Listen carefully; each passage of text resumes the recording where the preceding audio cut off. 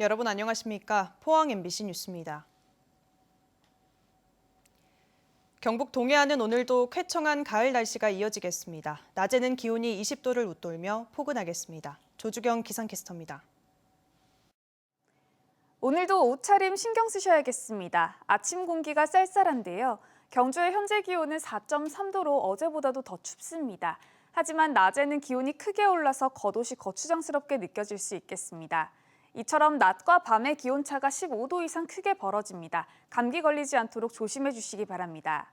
앞으로 오전까지 곳곳으로 안개가 짙게 끼겠습니다. 차간 거리 넉넉하게 두시고 운전 조심하시기 바랍니다.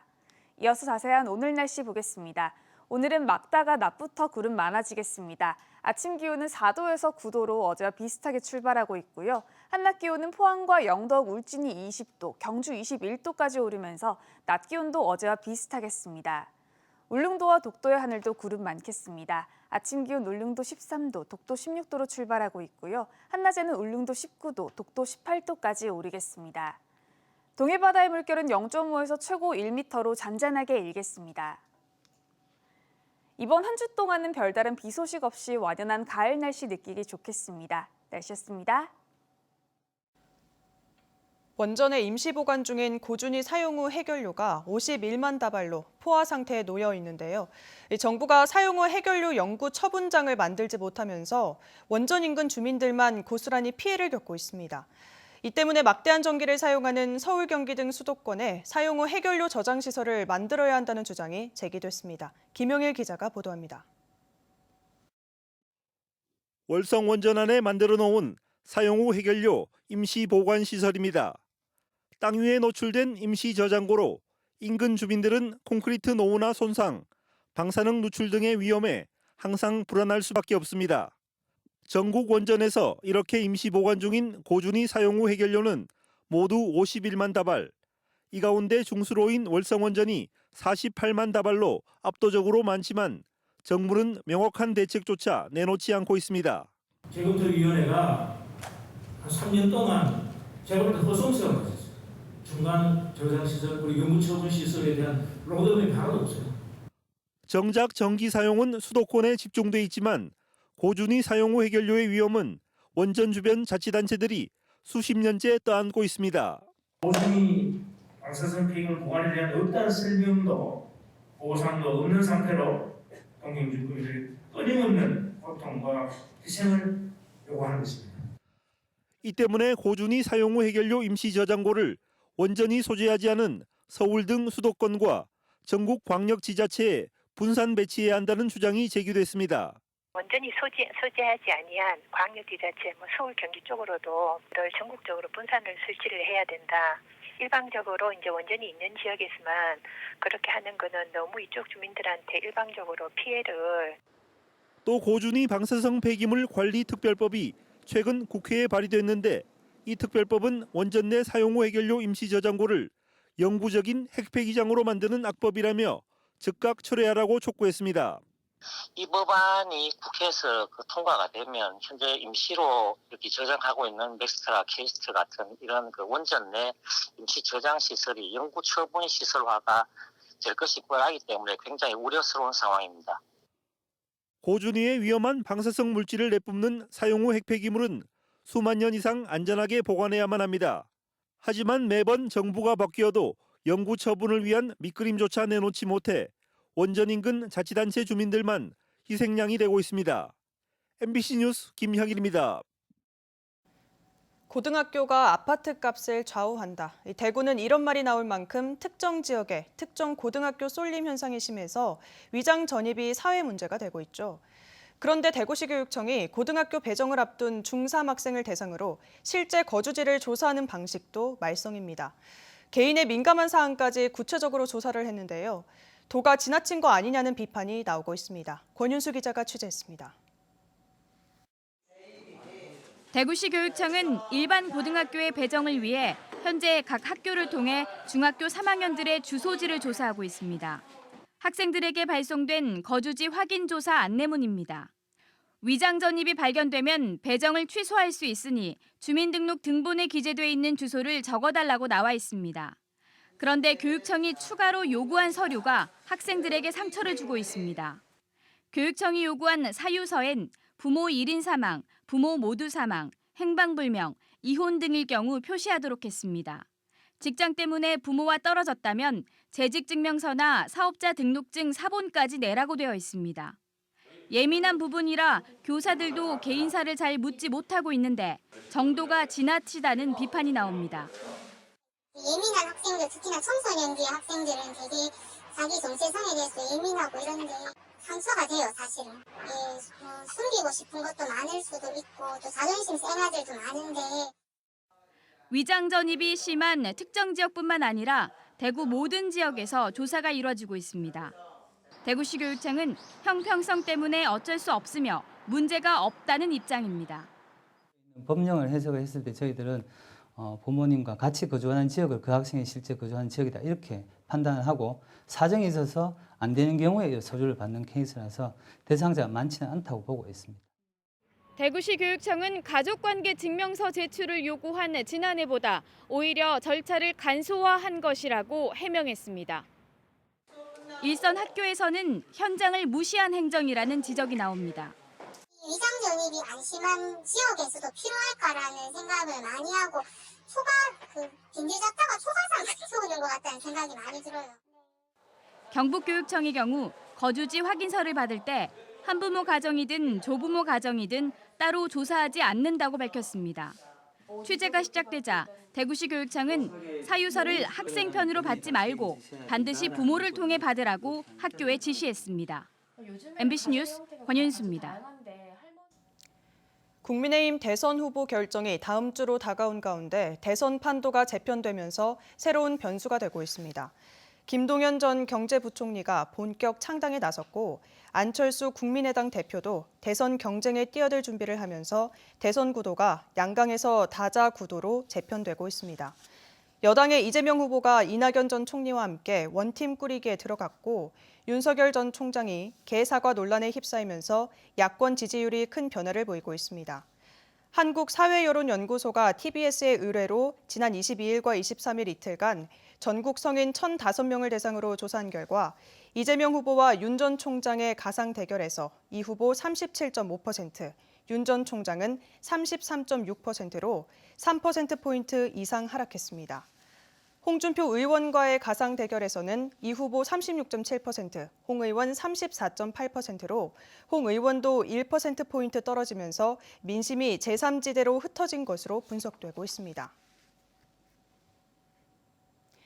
당초 포스코건설과 태영건설로 지정됐던 포항 장성동 주택재개발 사업의 시공사가 바뀔 것으로 보입니다. 포항 장성동 주택재개발 정비사업조합은 지난 23일 조합원 임시총회를 열어 찬성 228표, 반대 173표, 기권 8표로 시공사 계약을 해지하기로 의결했습니다. 임시총회는 공사비와 사업비 책정에 불만을 제기한 일부 조합원 이의 제기로 열렸으며 이에 따라 당초 공동 시공사였던 포스코건설과 태영건설은 내부적으로 대응 방안을 논의하고 있는 것으로 알려졌습니다. 영덕의 한 장애인 거주시설이 시설 폐쇄라는 유례없는 행정처분을 받았습니다. 그동안 여러 차례 장애인 학대 의혹이 불거졌던 곳인데요. 이번 폐쇄 결정에 대해서도 해당 시설이 크게 반발해서 논란이 이어지고 있습니다. 배현정 기자가 취재했습니다. 영덕군의 한 장애인 거주시설. 이 시설이 설립된 2015년부터 이곳에서는 장애인 학대 의혹이 여러 차례 제기됐습니다. 지난 2015년부터 3년간 3차례나 한 장애인을 정신병원에 강제 입원시켰고 이어 2019년엔 장애인을 식당에서 폭행했다는 주장이 나왔습니다. 또 지난해에는 거주 장애인 침대를 시설 종사자가 사용했고 올해 8월에는 강제노역 의혹까지 제기됐습니다. 장애인 학대 논란이 끊이지 않자 결국 영덕군은 지난 18일 시설 문을 닫으라는 행정처분을 내렸습니다. 매해 사실 거주인 학대 문제가 불거져 왔고 이게 단순히 개선을 명령하거나 시설장 교체하는 정도로는 예방할 수 없었다는 게 지난 6년간 확인된 것이기 때문에 마땅히 시설이 폐쇄됐어야 되는 정도의 상황이었다고. 그런데 영덕군의 시설 폐쇄 결정에 대해 해당 장애인 시설이 크게 반발하면서 논란이 더 커지고 있습니다. 이 시설은 시설 폐쇄 처분과 시설장 해임이 부당하다며 행정소송을 제기하겠다는 입장을 밝혔습니다. 경미하면은 이게 행정처분 단계를 낮출 수 있는 조항들이 있어요. 이런 것들을 공무원들이 조금 이렇게 저희 거주인들이나 보호자를 위한다면은 그런 걸 인용을 충분히 할 수 있는 사안임에도 불구하고 이 시설 폐쇄 행정처분 내렸다는 게 조금 아쉽습니다.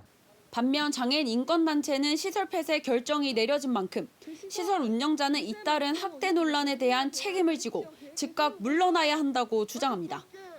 폐쇄 명령이 내려간 그날부터 효력이 발생하는 것이고 당연히 지금 시설장과 운영진들은 이 사태의 책임자이고 처분의 대상이지.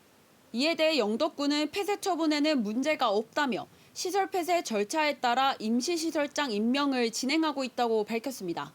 최우선적으로 조금 중요한 게 지금 인권과 관련했던 문제가 지금 대두가 되어서 지금 폐쇄까지 갔기 때문에 우선 직원들과 종사자들 인권에 대해서 최대한 신경을 또 써야 될 것이고 잇따른 장애인 학대 논란 끝에 시설 폐쇄라는 엄중한 처분이 내려졌지만 해당 시설은 행정소송을 예고하면서 논란이 지속될 전망입니다.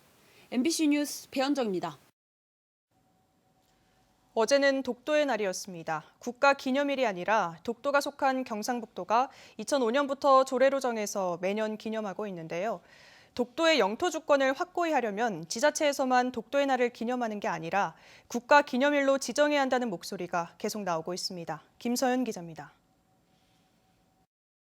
울릉도를 울도로 개칭하고 도감을 군수로 개정한 것. 10월 25일 1900년에 고종 황제가 울릉도와 독도의 영토 주권을 선포한 날입니다. 2005년 일본 시마네 현이 매년 2월 22일을 다케시마의 날로 정하자 이에 대응해 같은 해 경상북도가 독도의 달 조례를 제정하고 매년 25일 독도 수호 결의 대회를 열어왔습니다. 독도를 이제 대한민국 영토라는 칙령을 발표를 했는데 그 칙령 41호에 분명히 기록되어 있습니다. 그 기념하는 날을 10월 25일이고. 다양한 정부 기관과 민간 단체에서도 독도의 날을 기념하고 있습니다. 하지만 정작 독도의 날은 국가기념일이 아닙니다. 2008년 국가기념일로 정하자는 법안도 발의됐는데 국회의 문턱을 넘지 못했습니다. 일본 다케시마의 날이 실질적으로는 정부 차관급 인사가 참석하는 국가적 행사인 만큼 우리나라 독도의 날도 격상해야 한다는 목소리가 계속 나오고 있습니다. 정부는 민간단체에게 독도의 날 기념 행사를 맡겨둘 것이 아니라 정부가 직접 나서서 당당히 국가기념일로 지정해서 당장 경상북도 독도의 달 조례부터 주체적인 관점에서 수정해야 한다는 의견도 나왔습니다. 경북 독도의 달 조례는 일본 시마네 현 의회가 다케시마의 날을 정한 데 대응하기 위해 제정했다고 명시하고 있는데 독도가 우리나라 고유 영토이기 때문에 조례를 정한다고 수정해야 한다는 겁니다. 대한민국 고유 영토인 독도 역사성을 담고 이를 보존 관리한다 이렇게 돼야 되는 맞습니까? 일본이 이런 다케시마 날을 정하니까 우리는 독도의 달을 정한다 이렇게가 되겠습니까 목적이? 일각에서는 일본 시마네 현 다케시마의 날을 의식해 국가기념일을 지정할 필요는 없다는 주장도 나옵니다. 하지만 국가기념일 지정을 통한 정부 차원의 기념 행사와 다방면의 독도 교육 지원은 가장 강력한 영유권의 상징일 수 있습니다. MBC 뉴스 김서연입니다. 독도 해역에서 한국에 등록되지 않은 베토라치과의 물고기가 처음으로 발견됐습니다. 한국해양과학기술원은 독도 서도 북쪽에서 5.4cm 길이의 7개의 측선을 가진 베도라치과 물고기를 발견해 7줄 베도라치라는 이름으로 학계에 보고할 예정이라고 밝혔습니다. 이 어종은 2011년 러시아 남쪽 바다에서 처음 발견된 뒤 동해 북쪽 바다에서 서식하는 것으로 알려져 왔습니다. 포항시는 위드 코로나에 발맞춰 단계적 일상 회복을 위한 추진단을 출범하고 다음 달부터 본격 운영하기로 했습니다. 일상 회복 추진단을 통해 사회 각 분야에 대한 위드 코로나 지원 대책을 마련하고 요양병원 등 고위험 시설에 대한 방역 관리와 백신 접종 등을 병행해 나갈 계획입니다. 한편 포항시에 따르면 지난 22일 기준으로 포항시 전체 인구의 66.5%인 33만 2천여 명이 코로나19 백신 2차 접종을 끝냈습니다. 전국 공무원 노동조합 대구 경북지역본부는 대구시 선거관리위원 앞에서 기자회견을 열고 내년 공직선거 투표와 개표 사무를 거부하겠다고 선언했습니다. 공무원 노조는 선관위가 현행 법령을 무시하고 투표 사무의 65%, 개표 사무의 40%를 기초단체 공무원으로 강제로 충원하고 있다고 지적했습니다. 또한 선거 당일 최소 14시간 이상을 일하지만 최저임금에도 미치지 못하는 수당을 받고 대체 휴무나 특별 휴가를 받지도 못한다며 제도 개선을 요구했습니다. 포항시는 KB국민카드와 빅데이터 전략적 업무 협약을 체결했습니다. 이번 협약에 따라 두 기관은 카드 매출 데이터를 활용한 지역 경제 분석과 상권 활성화 방안 모색 등을 통해 협력 관계를 강화할 예정입니다. 또 각자 보유한 데이터를 연계해 빅데이터 시범 과제 발굴에도 적극 나서기로 했습니다. 최근 경북도 내 오존주의보 발령 횟수가 증가 추세를 보이고 있습니다. 매년 4월부터 10월 사이에 발령된 도내 오존주의보 횟수는 2017년 17회에서 2020년 33회, 올해 41회를 기록해 전반적으로 증가 추세를 보이고 있습니다.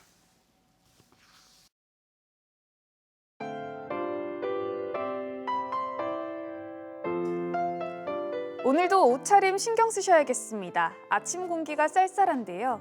경주의 현재 기온은 4.3도로 어제보다도 더 춥습니다. 하지만 낮에는 기온이 크게 올라서 겉옷이 거추장스럽게 느껴질 수 있겠습니다. 이처럼 낮과 밤의 기온차가 15도 이상 크게 벌어집니다. 감기 걸리지 않도록 조심해 주시기 바랍니다. 앞으로 오전까지 곳곳으로 안개가 짙게 끼겠습니다. 차간 거리 넉넉하게 두시고 운전 조심하시기 바랍니다. 이어서 자세한 오늘 날씨 보겠습니다. 오늘은 맑다가 낮부터 구름 많아지겠습니다. 아침 기온은 4도에서 9도로 어제와 비슷하게 출발하고 있고요. 한낮 기온은 포항과 영덕, 울진이 20도, 경주 21도까지 오르면서 낮 기온도 어제와 비슷하겠습니다. 울릉도와 독도의 하늘도 구름 많겠습니다. 아침 기온 울릉도 13도, 독도 16도로 출발하고 있고요. 한낮에는 울릉도 19도, 독도 18도까지 오르겠습니다. 동해바다의 물결은 0.5에서 최고 1m로 잔잔하게 일겠습니다. 이번 한 주 동안은 별다른 비 소식 없이 완연한 가을 날씨 느끼기 좋겠습니다. 날씨였습니다. 이상으로 포항 MBC 뉴스를 마칩니다. 시청해주신 여러분 고맙습니다.